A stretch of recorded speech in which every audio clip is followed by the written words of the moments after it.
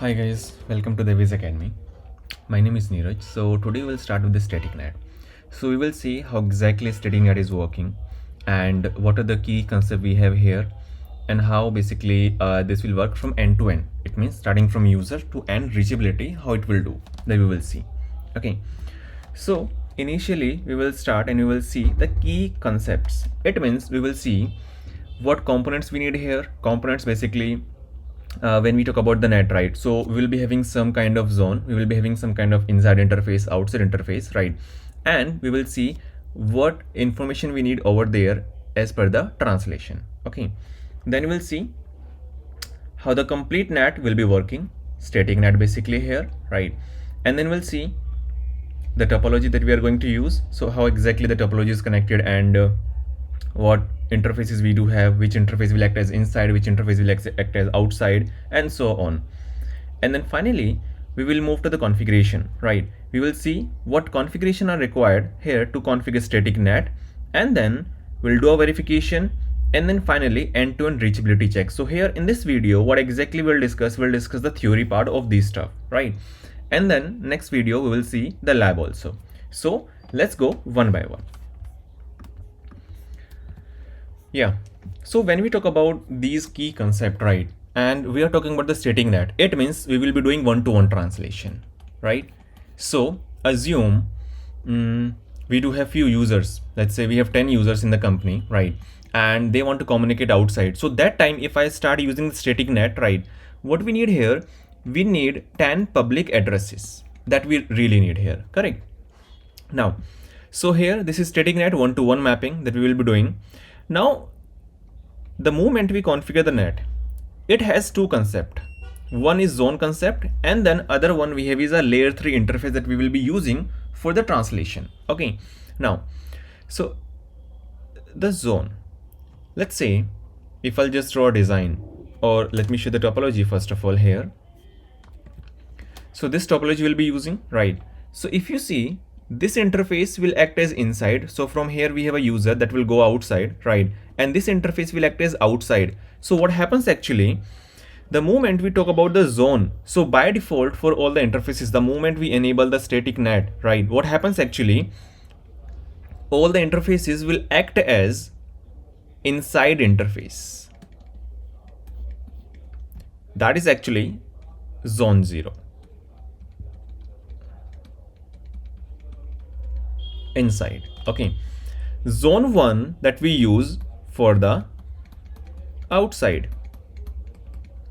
It means the moment we start using the interfaces, by default we'll be having inside, fine, but the moment the interface we will be using for the internet, or we can say the interface towards the internet, that actually we have to change to zone 1. So by default it will be zone 0, and then we will have a zone 1 for the outside interface. So these zone are basically really required here, right? Because these zone will let the device know what translation we have to do from inside to outside, and which interface or which IP address we'll be using over there, right?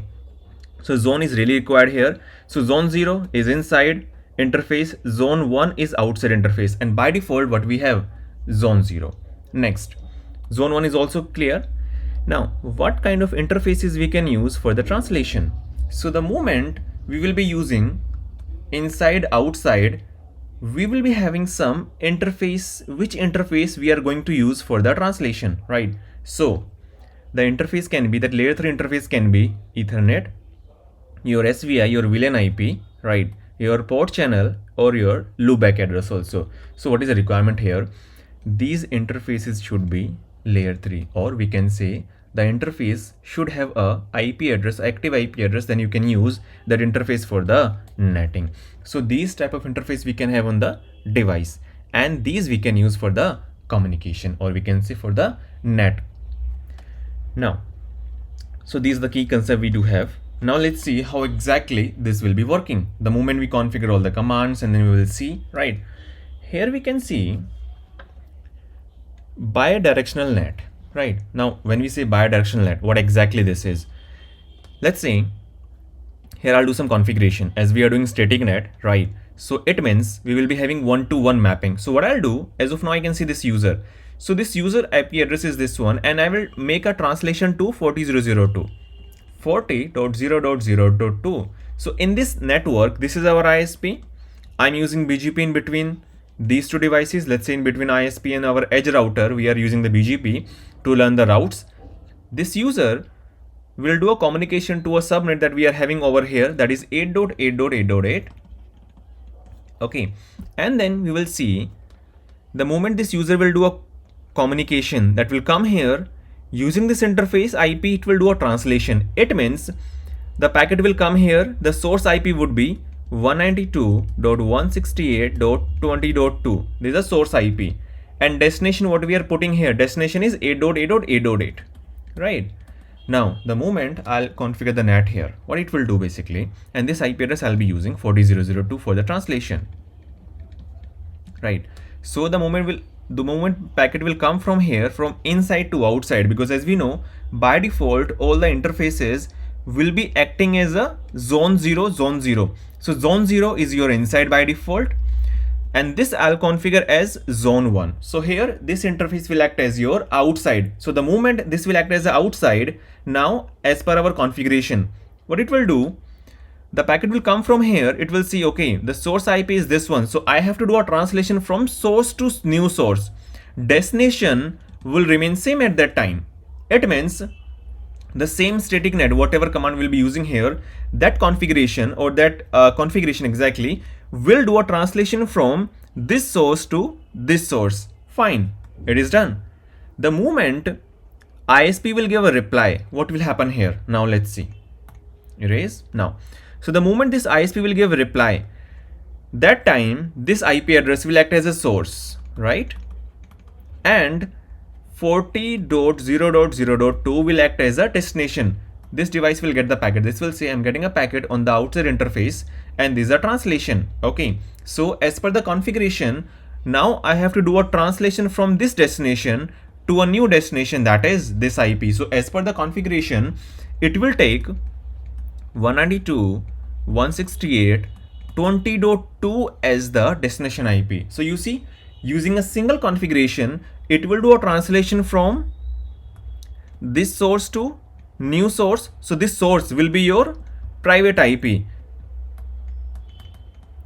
and this source will be your public IP. So it means whenever the packet will go from inside to outside, the source will change to another source. It means from private to public.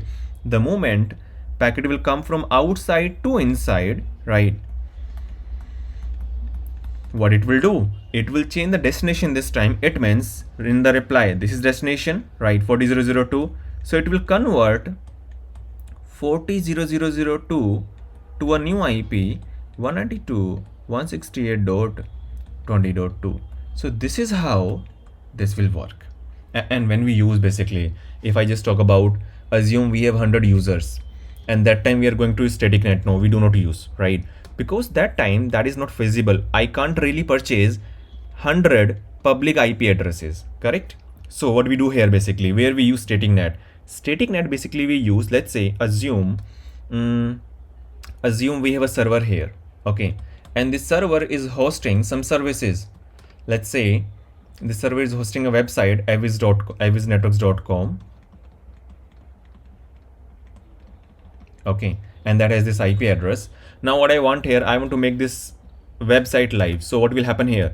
I need some public addresses. It means now I need to do a static translation, static net I need now. It means whenever any user will try to communicate to 40.0.0.2, that IP has to convert to the private IP here, and then using this IP, that web server should be reachable. It can be web server, it can be FTP server, it can be any other server. So if we want to make a server live to the global, to the internet, what we have to do? We have to perform the static net translation. So static net, where we use in the condition where I want to make a server live to the public network. So this is a real use case that we are using here, right? So any user from the outside will do a communication to this one. The packet will receive here. It will say, okay, I'm getting a packet from outside to inside.